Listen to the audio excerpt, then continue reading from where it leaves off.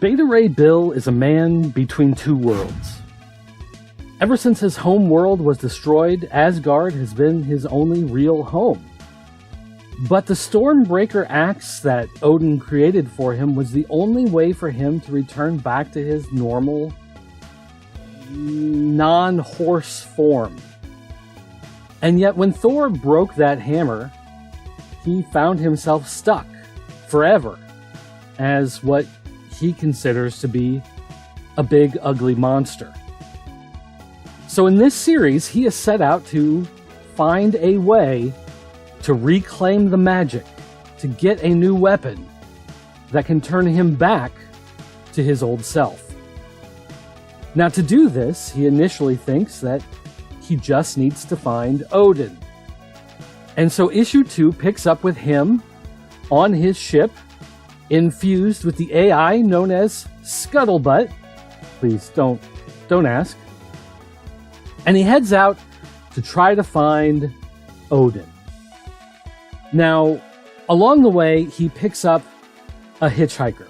Someone stows away on board his spaceship. And it turns out to be someone who we know from the Thor movies, Scourge. You might remember him because he was played by Dr. McCoy from Star Trek. I'm sure that actor has a real name, but it doesn't matter. And the two of them find Odin on some backwoods planet in some bar randomly. It just so happens that the place that they go to is the place where Odin is. Now, Scourge knows that Odin happens to be here because Scourge is actually dead. He died a long time ago and has been in Valhalla, and he finds Valhalla boring. It's boring because there are no guns, and guns are his jam. So without guns, he asks if he can leave. He wants to go on one more great epic journey. And that epic journey is going to be with Bill to reclaim Bill's lost humanity? Ish. So, along with them, they find that Pip, the troll, is following them as well. Because Pip sees Bill as a kindred spirit. Pip is also a castaway, a throwaway type person within the Asgardian society. He's a troll.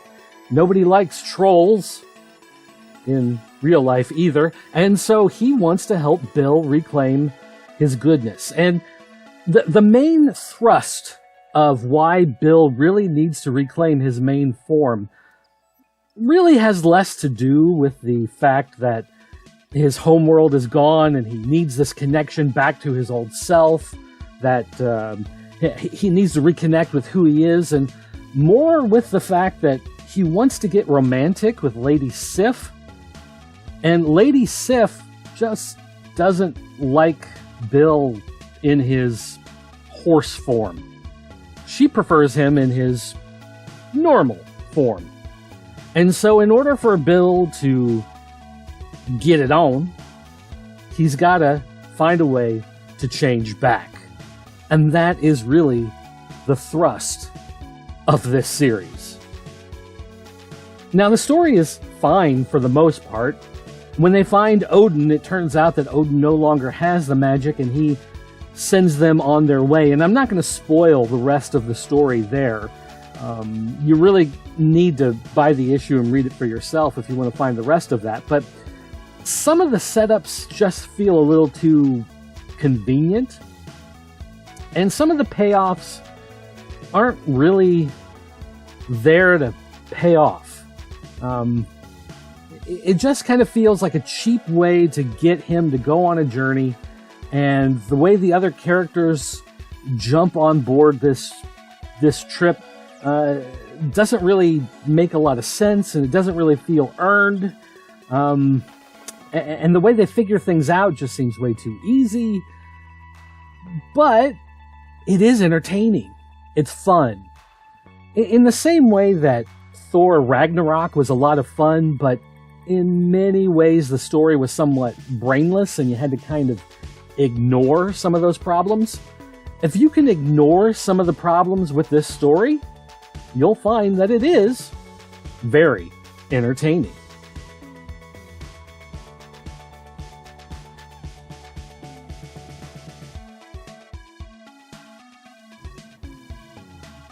The artwork, I think, will be the biggest hurdle for a lot of readers out there. Daniel Warren Johnson is both the writer and the artist. Although, to be fair, Mike Spicer is the color artist, or colorist, on this book. But Johnson's style is very particular. He has a very indie comic style, I guess is the best way to put it. For a lot of people used to a mainstream comic look, those used to buying Marvel or DC comics, his style does not seem to fit the standard superhero style of comic book. I think for a lot of readers who are used to that style of comic, they're going to find this a little too cartoony, stylized, maybe even a bit off-putting. But hopefully they can look past that, because I do think he does a really good job at laying out expressions, at world building, making the characters look consistent. Even if there is a cartoony, you might even say it's a bit of a manga influence, it does a really good job of conveying the emotions and the action of what's going on. So I hope that those readers who might initially take a look at this and then dismiss it out of hand as just being something that they're not really looking for because it doesn't look like a standard comic book as they're used to, just stop and slow down and go ahead and give it a chance despite the artwork not being what you're used to. I think once you get past that initial discomfort, you'll find that you'll get used to it very quickly.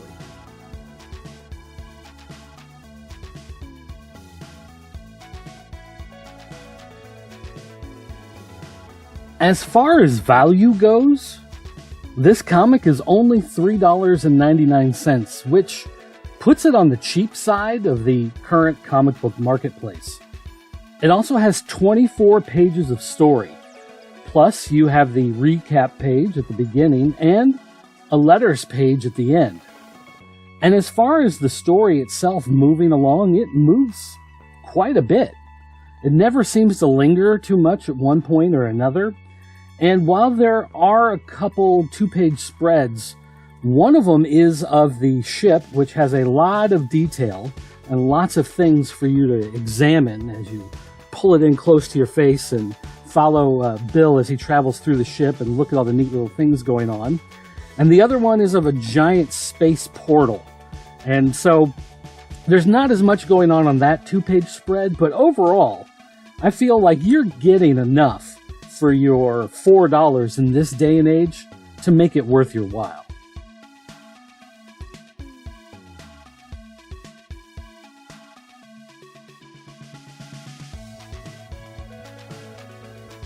So overall, I think what we have here is a pretty good package as an issue goes. It's not too expensive. The story is well put together. It flows nicely. The artwork may take a little getting used to, but you'll get over it. There are a few things that seem a little cheap and easy, but you can look past that because the story is a lot of fun. And so I think there are enough net positives to offset any of the few and nitpicky negatives to make this a great issue. And considering that the first issue is pretty much the same as the second, as far as the story being good, the art being the same, the value being the same, that the proposition overall seems to be that this has the makings of a really good miniseries. So since this is only the second issue of the miniseries, I'd say this is one you probably want to jump on now.